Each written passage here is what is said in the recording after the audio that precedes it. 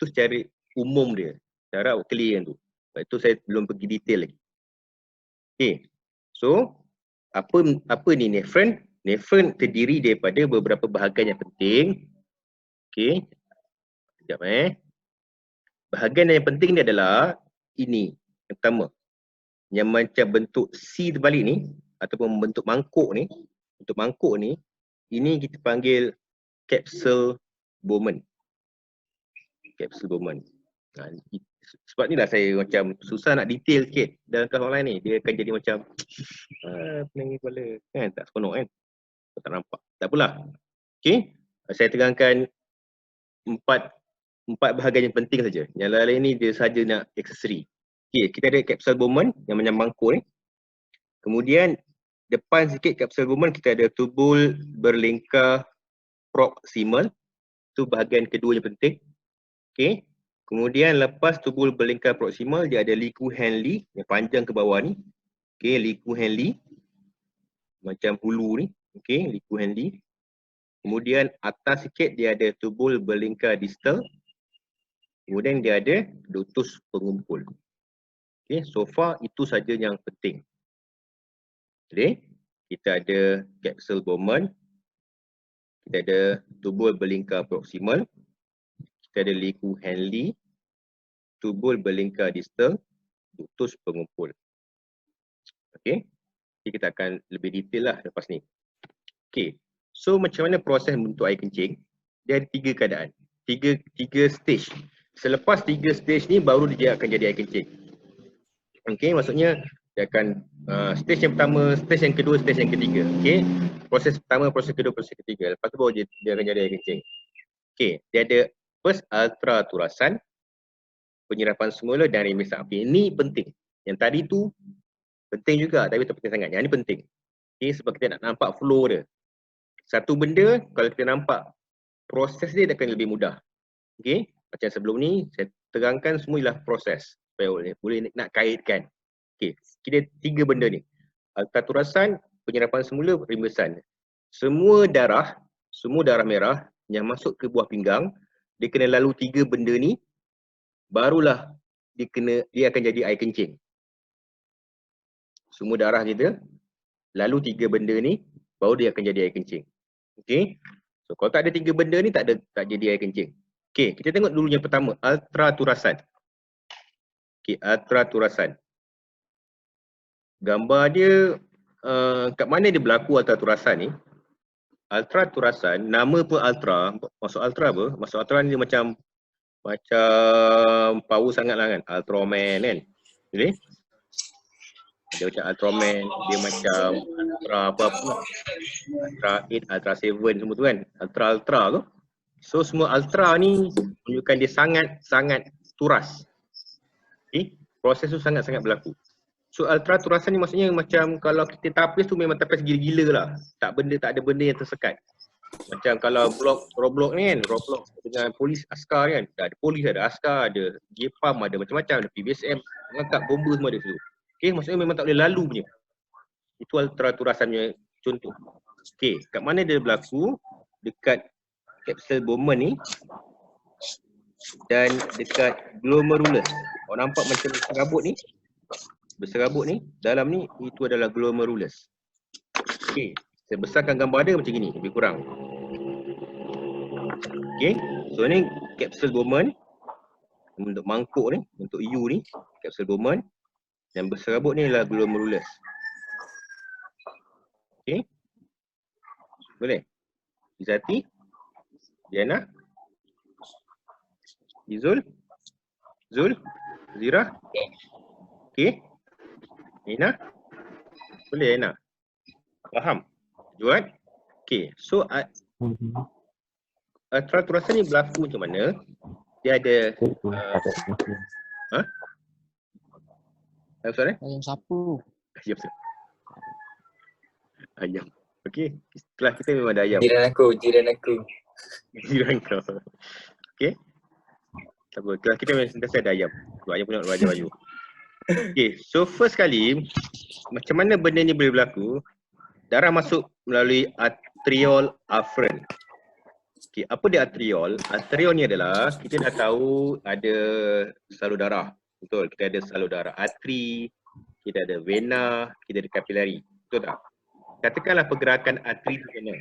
Sekarang arteri dia akan pergi ke kapilari. Betul? Lepas tu kapilari dia akan pergi vena balik. So arteri, kapilari, vena. Okay, ini yang awak dah belajar masa menengah rendah lagi dah belajar benda ni. Arteri, pergi kapilari, pergi vena. Antara arteri dengan kapilari tu dah kecil. Jumpa ke kapilari, ada bahagian tu kita panggil arteriol. Dia macam ginilah, bronchus, bronchiol. Trakea, tracheol. Faham So arteriol ni adalah bahagian arteri yang hujung sebelum dia jumpa kapilari. So ini adalah glomerulus. Dia bukan kapilari. Dia macam kapilari tapi dia bukan kapilari sebab dia lebih kecil sebenarnya. Dia lebih kecil daripada arteri tapi dia bukan kapilari. Dia ialah glomerulus. Nama dia glomerulus. Okey.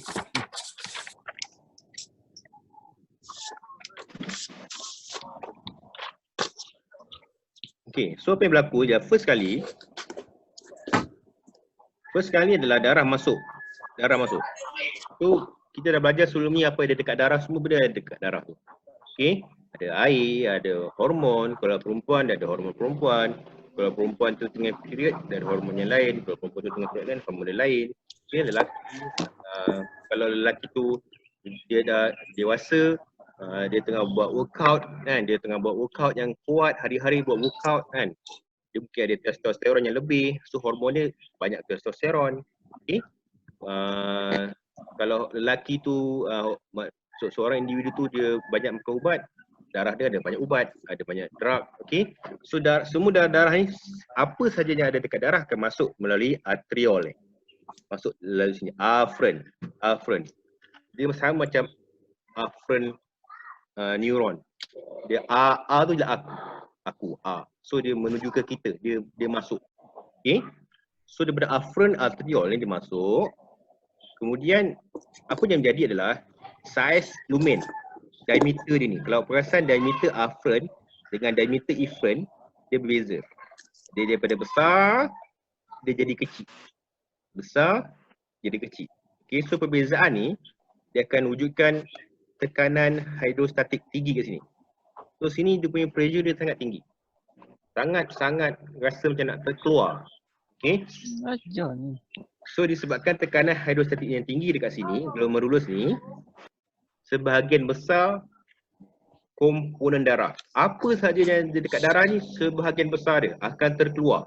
Daripada sini, keluar pergi sini. So boleh bayangkan benda ni dekat darah, awak toreh dengan awak keluarkan darah tu. So semua yang dekat darah tu kebanyakannya dia akan pindah daripada berada dekat salur darah, dia dah tak ada dekat salur darah dah, dia masuk sini. Okey. Kecuali ada bahan-bahan yang tak boleh keluar lah. Okey. So benda-benda yang dah keluar ni kita panggil nama dia hasil turasan. Glomerulus nama dia yang dekat sini. So benda apa yang tak keluar, darah, apa yang ada dekat sini adalah darah kecuali sel darah merah, satu, platelet dan juga plasma protein. Tiga benda ni dia tak boleh keluar daripada darah. Saya pernah dengar benda ni masa pembentukan bendali tisu. Ingat? Bendali tisu kan? Masa pembentukan bendali tisu, benda ni tak boleh keluar. Sebab apa agaknya? Besar. Yes, saiz dia besar. So dia tak boleh keluar. Dia akan stay dekat dalam salur darah juga. Walaupun tekanan hidrostatik tinggi. Okay. So yang lain-lain tu keluarlah. Glukos dia terkeluar, dia dekat sini. Protein, asid amino. So asid amino akan ada kat sini. Kalau awak banyak sangat minum makan oren, vitamin C ada kat sini. Okay. Urea, kalau banyak sangat makan daging, urea ada kat sini. Okay. Alkohol, drug semua ada kat sini. Okay. So semua dah terkeluar ni. Okay. Ini ultraturasan. Ada soalan? Ultraturasan. Berlaku dekat bahagian sini antara glomerulus dengan kapsul Bowman. Kenapa dia berlaku? Sebab perbezaan lumen yang berbeza ni menyebabkan tekanan hidrostatik terhasil yang tinggi. So, sebahagian komponen darah akan terturas keluar sebab dia dipaksa keluar. Okey, dan berada dekat kapsul Bowman. Semua darah keluar kecuali sel darah merah, platelet, plasma protein. Okey, yang tiga ni dia akan stay kat sini. Inilah cerita ultraturasan. Proses pertama pembentukan air kencing.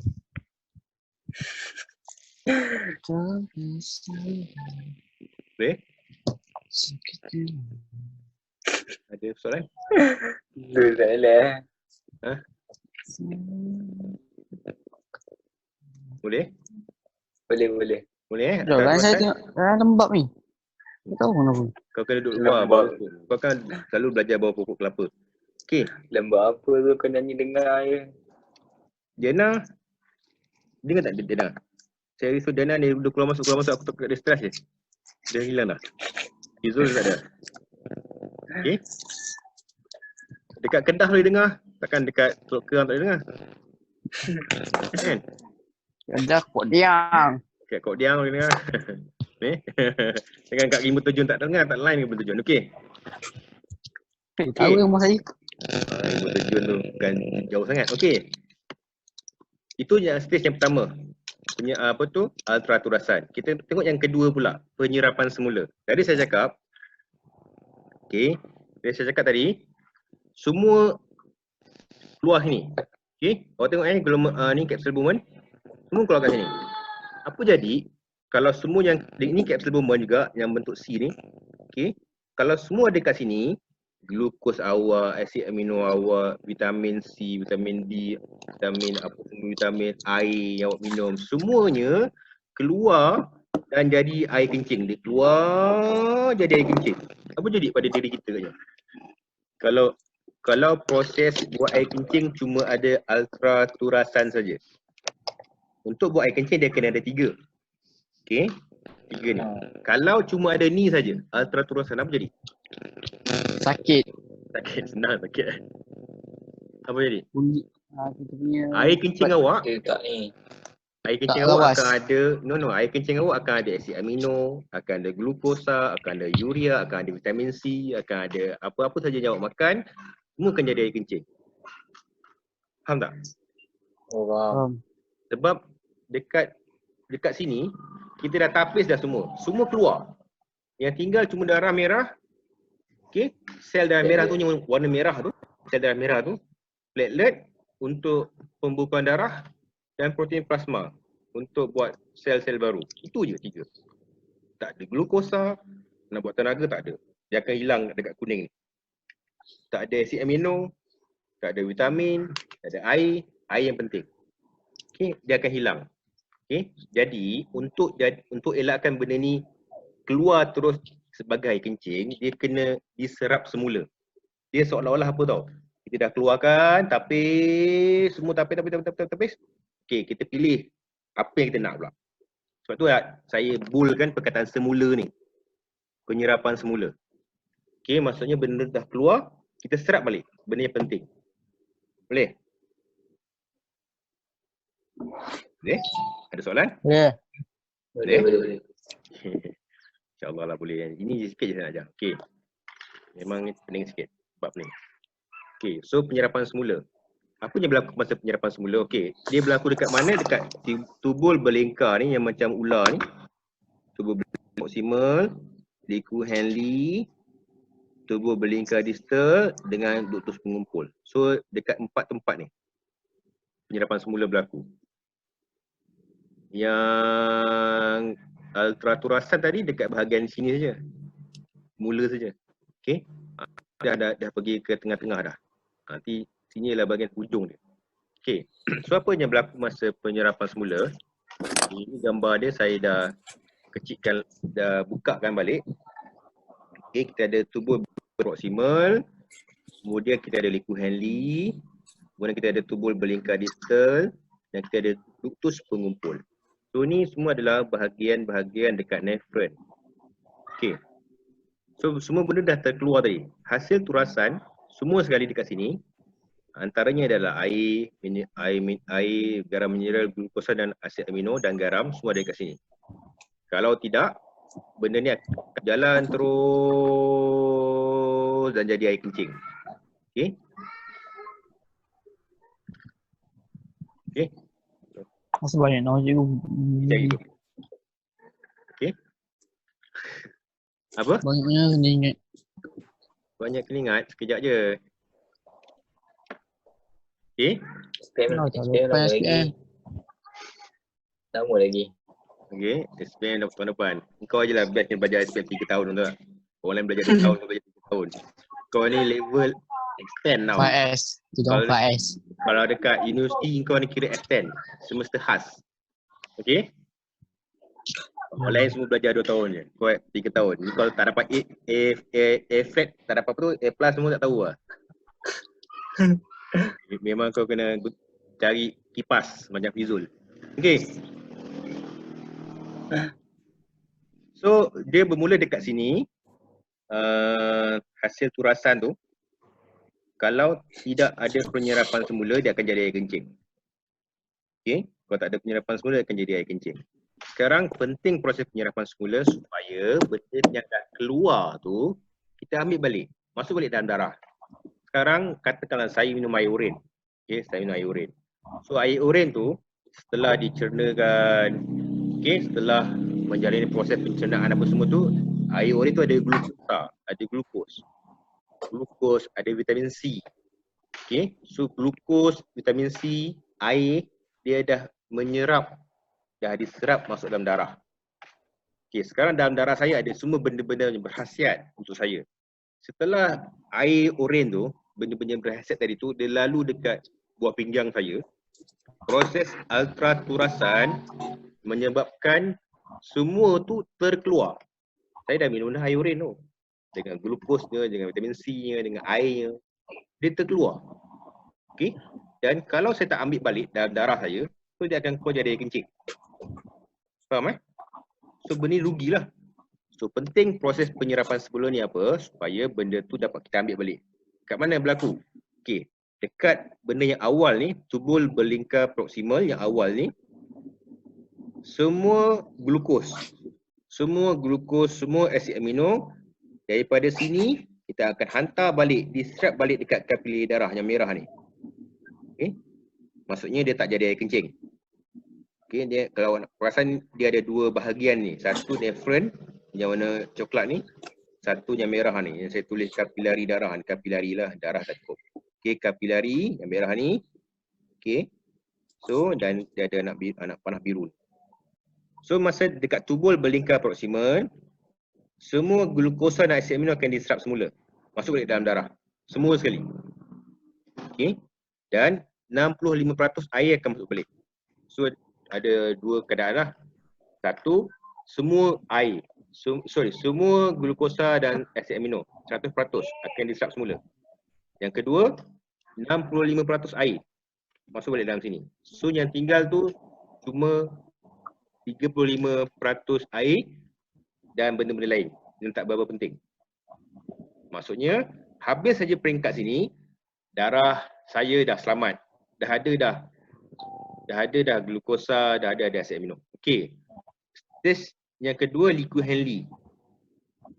Liquid handling ni 20% air dia serap semula. So air kita ambil lagi. Okey. Kemudian masuk dekat tubul berlingkar distal dengan duktus pengumpul. Okey, dua-dua tempat ni, tubul berlingkar distal dan duktus pengumpul, dua-dua tempat ni, penyerapan dia bergantung kepada darah kita. Ni yang kat sini ada peranan hormon ni. Okey. Dekat bahagian sini ada peranan hormon. Okey. Apa maksud peranan hormon dekat sini?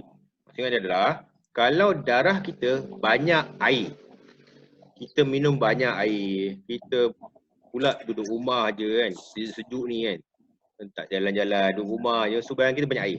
Apa yang berlaku adalah air kencing kita mesti akan cair. Betul? Kalau pagi-pagi lah, awak bangun pagi kan, mesti nak kencing kan, air kencing tu biasanya kalau ataupun puasa nanti, nak puasa nanti, kita kurang minum air, tak makan, panas, air kencing kita akan jadi pekat dan sedikit. Okey. Kita ini adalah orang apa tengah ngajar saya. Okey, bye-bye. Bye-bye kakak-kakak. Okey. Apa? Kalau bulan puasa, okey, ataupun kita tak minum, tak makan, kita tengah diet, air kencing kita akan jadi pekat dan juga sedikit. Sebab apa? Sebab dia dipengaruhi oleh dua keadaan dekat sini, dua tempat ni. Tubuh berlingkar distal dengan ductus pengumpul. So dua benda ni, dua bahagian ni, dia yang kontrol jumlah air kencing kita. Dua bahagian ni penting untuk pengawal aturan. Okey. Zul ni dia pagi tadi banyak minum air. Banyak minum air, banyak makan buah tembikai, duduk rumah, bawa aircon, baging-baging, tak buat apa-apa. Okey. So dalam badan dia banyak air. Apa yang berlaku adalah air dia kena dikeluarkan melalui air kencing. So tubuh berlingkar distal dengan ductus pengumpul, dia akan jaga supaya air kencing tu banyak. Okey. Ajwat, tadi pagi dia workout, lari 10 km, tak makan, tak minum. Panas waktu, berjalan-jalan ke hulu kilir. Dalam badan dia tak cukup air. So apa yang berlaku adalah dua tempat ni, tubuh berlingkar distal dengan ductus pengumpul, dua tempat ni dia akan pastikan bahawa air kencing yang keluar tu sikit je. Sebab apa? Ajwat ni dah memang tak ada air. So air badan dia tak boleh dikeluarkan suka-suka. Zul memang banyak air. Minum air banyak, makan buah, duduk rumah, tak buat kerja, sejuk-sejuk kan. Banyak air. So dua benda ni akan pastikan bahawa air dalam darah Zul akan keluar dengan banyak. Jadi air kencing Zul akan jadi cair dan banyak.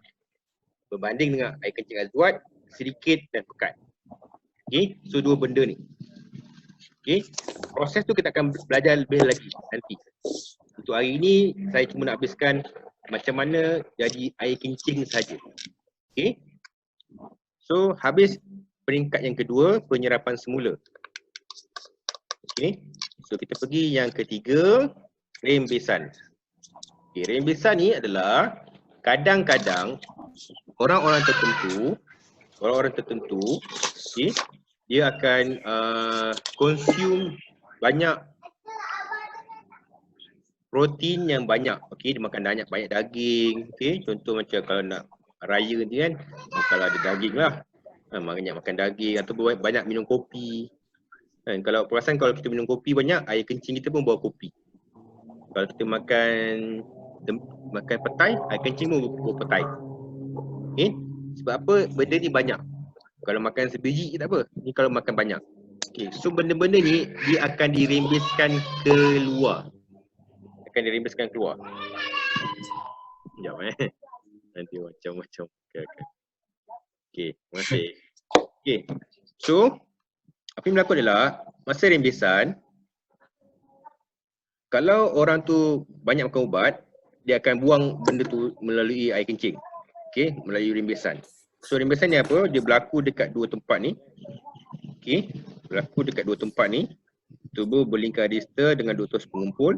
Bahan-bahan kumuh, urea, asid amino, asid urik, amonia. Amonia ni lah yang bau hancing tu. Kalau kat jamban sekolah tu, yang bau hancing tu lah amonia. Amonia ni dia akan keluar bersama-sama air kencing. So kalau awak nampak, anak panah dia adalah daripada kapilari darah, dia pergi ke nephron. Okey. Dia perasan gambar ni, anak panah ni tak sama dengan anak panah yang sebelum ni. Anak panah yang sebelum ni lah daripada nephron, dia pergi ke kapilari darah. Okey. Kita nak serap balik ke kapilari darah. Untuk anak panah yang ni, kita nak keluarkan dia pula. Okey, nak jadikan biar dia keluar sebagai air kencing. Kita nak pakai bahan kumuh ni. Okey. So ada tiga proses pembentukan air kencing. Memang petang ni dia agak apa tu, detail sikit. Okey. Tapi saya ingatkan nak pergi lagi berat, tapi ini pun dah berat dah ni kan. Berat sangat aku. Saya dah berjangkakan benda ni. Sebab tu kalau saya cakap dengan awak, saya nak ajar sikit-sikit je. Okay, sebab kita tak jumpa kan. Kalau face to face tu lain sikit dia punya aura dia. Ni kalau online ni. Tapi cukup tak awak tahu 3 proses ni untuk buat air kencing.